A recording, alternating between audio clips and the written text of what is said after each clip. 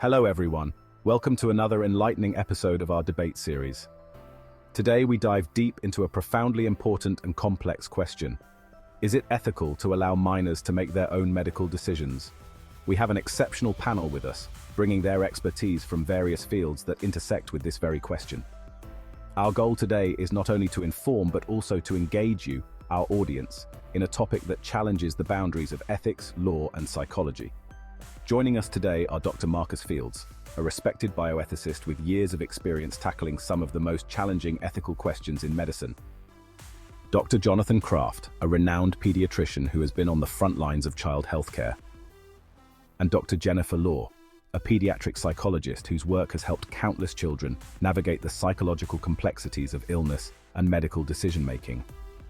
We will spend this episode exploring the nuances of this question, examining not only the ethical implications, but also the practical realities faced by minors, their families, and healthcare providers. So let's dive right in. Dr. Fields, let's start with you. From an ethical standpoint, what are the core arguments for and against allowing minors to make their own medical decisions? Thank you. The ethical debate centers on two primary principles: autonomy and beneficence. On one hand, we have the principle of autonomy, which supports the right of individuals to make decisions about their own bodies.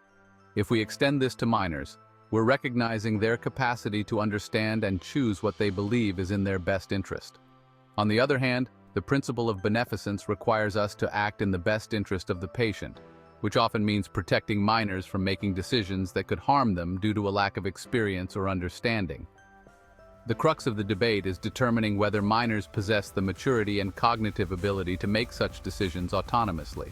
That's a compelling summary, but how do we reconcile these principles in practice, especially when laws vary across states? Indeed, the legal landscape adds another layer of complexity.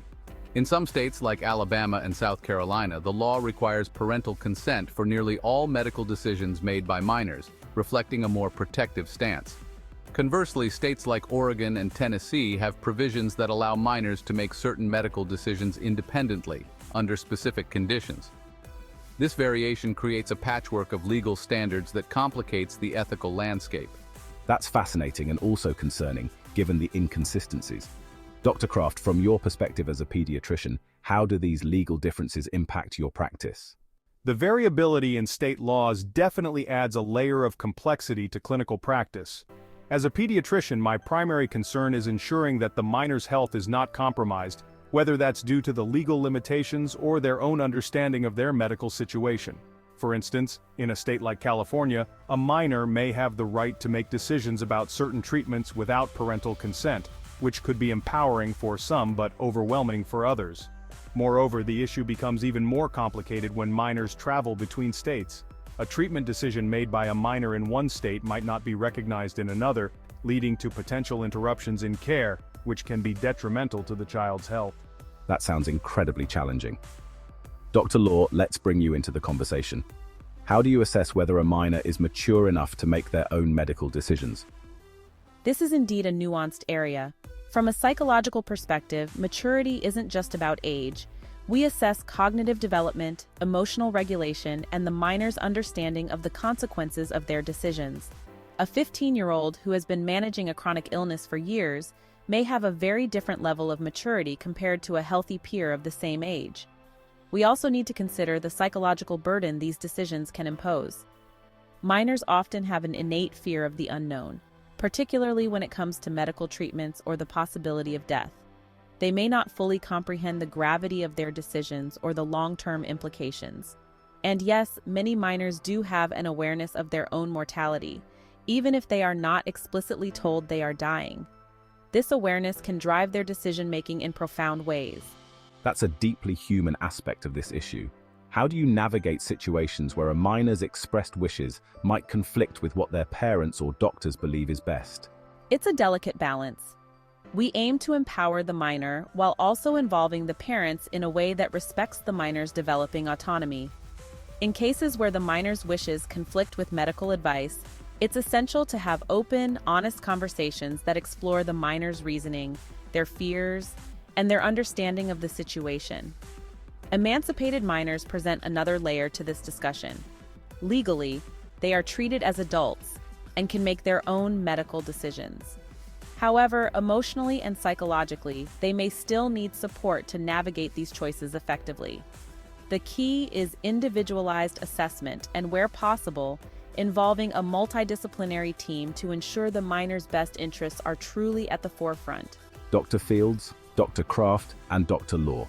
Let's discuss some hypothetical scenarios. Imagine a minor who travels between two states with differing laws on medical autonomy. What happens when a decision made in one state is challenged in another? Legally speaking, it can become a quagmire.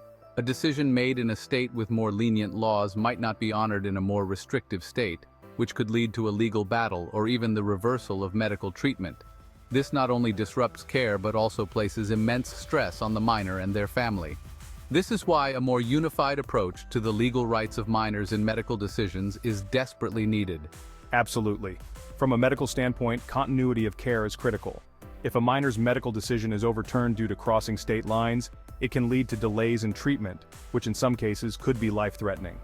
The inconsistency is not just a legal issue, it's a healthcare crisis. And let's not forget the psychological impact. Imagine the anxiety and confusion a minor might experience if their autonomy is suddenly revoked, or if they're told that a decision they made is no longer valid. This can lead to a breakdown in trust between the patient and the healthcare system, which is particularly damaging for a young person. This discussion has brought up significant challenges and concerns.